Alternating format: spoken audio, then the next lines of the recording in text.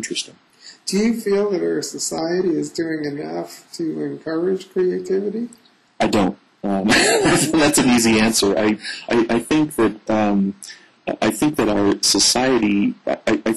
society inherently pulls for creativity, and I think we've become used to the fact that we are creative by happenstance. But I think that we have to be a little careful in moving forward. I think the way education has happened in the past and is happening differently now, and the constraints of the world economy and all of this stuff really puts us at risk of losing some of our creative edge. I think that part of being in this vibrant democracy is having a lot of novel and useful ideas being put out there. But if we're not careful, we might devolve into a reliance on that analytical intelligence at the expense of creativity.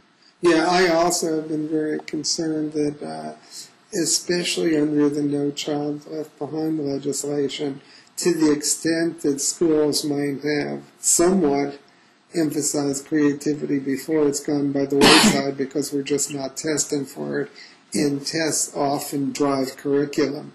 So that, in effect, we're working against ourselves. We're moving more and more into a world where creativity is essential to survival because the world is changing so rapidly that you just can't do the old stuff. The technologies change, the scientific knowledge changes, the social customs change, the economic situation, starting in the last years, has been very different from the economic situation before, and people who continue to use their old formulas and just wait for them to work are left sort of behind in the dust.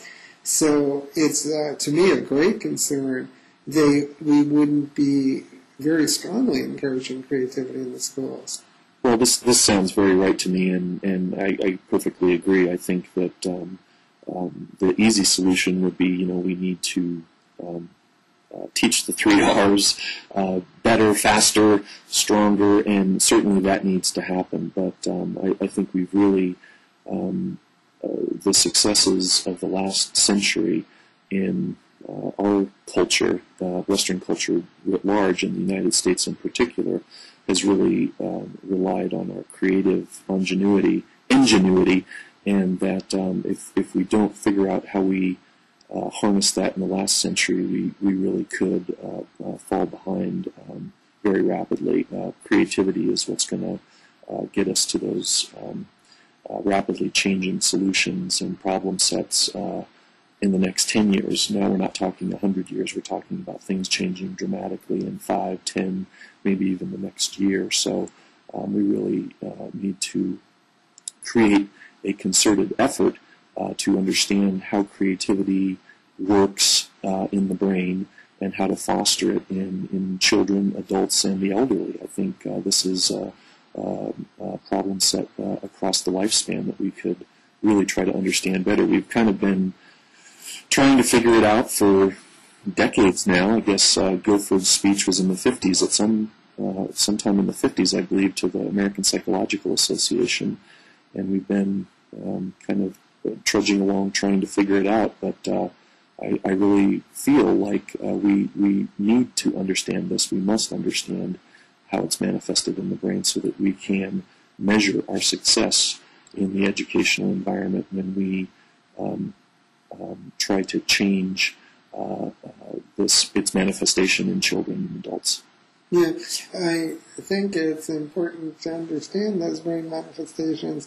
That might take a while, and I always worry that if we wait too long, it'll get to be on the late side. I think that we could do an awful lot right now to develop creativity simply by taking a stance that's very different from the one we're taking with our multiple choice tests and our emphasis on memory and analytical thinking, and encouraging kids to take intellectual risks and to see things in a new light. In one of our studies, we found that just telling kids that they would be rewarded for creativity produced more creative performance. And teaching them the decisions like being willing to tolerate ambiguity and thinking about problems in new ways, that sometimes if you have a problem you can't solve, you can redefine that problem in a totally different way in order to solve it. The kind of thing which was, say, with aspirin, where it was first seen as an analgesic, and then it came also to be seen as a way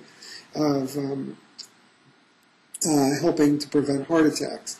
Yeah. So I think that there's a lot we can do right now, and I would love to see our society do it. The